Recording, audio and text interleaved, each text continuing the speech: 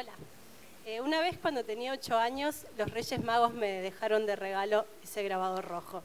Yo estaba en el campo y lo primero que hice fue salir a entrevistar a los paisanos y gauchos que trabajaban ahí. Los instalaba al costado del aljibe y nos pasábamos horas conversando. Me acuerdo que cuando a la noche yo ponía play a mis súper entrevistas en profundidad, lo que más llamaba la atención a mi familia no eran tanto las cosas que me decían, sino el tipo de preguntas que yo les hacía. Como por ejemplo, ¿cuál es tu hobby? O, ¿qué preferís? ¿Helado de frutilla o helado de menta? Cuando ni heladera teníamos. Esa fue mi primera experiencia documental. 16 años después viajé a Italia y donde estudié nos machacaban siempre con la idea de que el più personale, più universale. Así fue como llegué al Bosco, el pueblo de mis bisabuelos, con una cámara, y hoy solo viven 29 habitantes, de los cuales la mitad tiene mi apellido. È tornata una parente dall'America, decían. Entonces a los pocos minutos tenía una casa para mí, tenía un frasco de miel de castaños y buen vino. ¿Se escucha?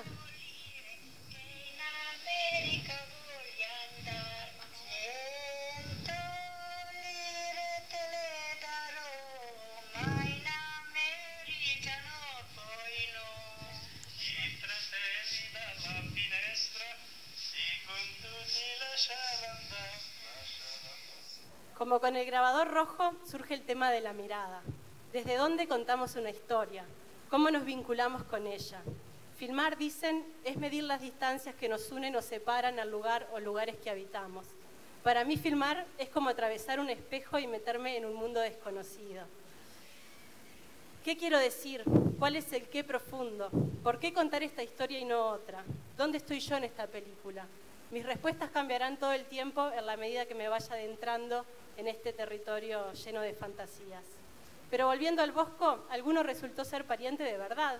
Y un día encontré, Mauro abrió la caja de los recuerdos y yo encontré a mi abuelo niño junto a sus padres en el balcón de su casa. Y mi abuelo nunca fue al Bosco, pero yo creo que en ese momento entendí por qué él siempre hablaba como si lo conociera. Yo creo que con esa foto él siempre estuvo ahí espiándolos, como nos está espiando ahora.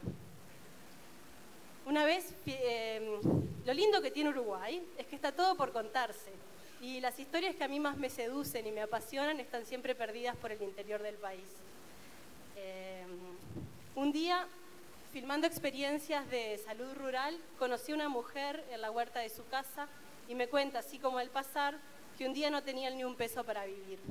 Así que su marido arrancó 2 bolsas de arvejas y se fue hasta Paysandú a tratar de venderlas, pero se volvió sin vender nada. Nada, me dice. Entonces su hijo va y le dice, mamá, ¿y yo podré ofertar acá?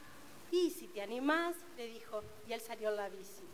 ¿Podrás creer que 370 pesos hicimos? Era una alegría. A aquel no le daban las manos para embolsar medio kilo, 1 kilo, medio kilo, 2 kilos. Enloquecido estaba. Y no teníamos ni un peso para nada. Con qué sencillez me contaba esta historia, con qué orgullo.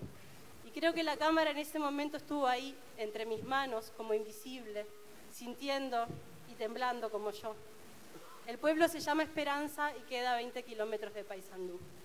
Atravesar el espejo sí, pero también filmar al otro como un espejo. Parafraseando a Laura, diría que somos lo que filmamos. Cómo nos paramos, cómo nos movemos, cómo respiramos al lugar en donde estamos. Todo eso muestra y ancla el lugar desde que nosotros contamos y miramos. Y es desde ahí que nos relacionamos con lo que nos rodea y nos envuelve. De estas mujeres, solo les cuento que son madres, niñeras, limpiadoras, esposas, obreras, cocineras, y sus manos, además, 8 horas al día, corren detrás de las estaciones, de la naranja al arándano y luego a las uvas, para volver a las naranjas y así.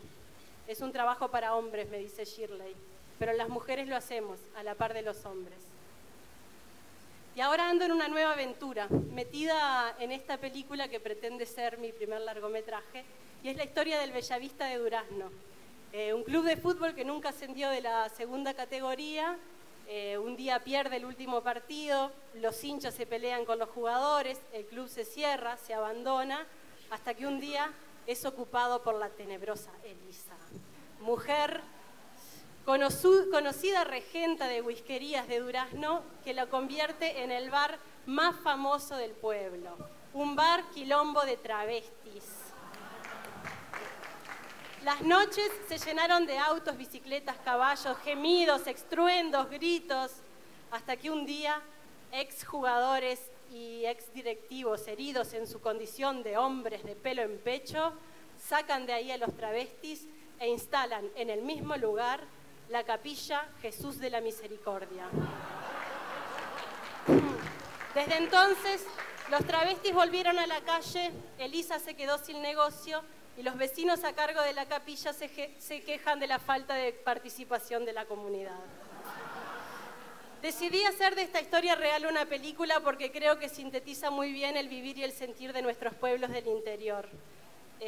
Los lugares donde ir a descargar fantasías y pasiones se reducen al fútbol, al quilombo y a la iglesia, y acá los tres están en el mismo lugar.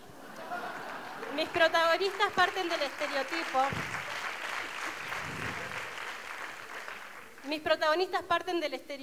Y de a poco empiezan a elevarse, a mostrar su lado luminoso, inesperado. Fui durante todo un año a encontrarlos, conocerlos y tratar de entender dentro de mí ese qué profundo en esta historia tan plagada de intolerancias. Y bueno, hacer una película es mejorar la vida, dijo Truffaut. Yo agregaría que el privilegio de hacer una película es un homenaje a la vida y a las historias mínimas, invisibles como estas, que nos regalan la posibilidad de atravesar espejos y mantener vivo el cuchicheo. Muchas gracias.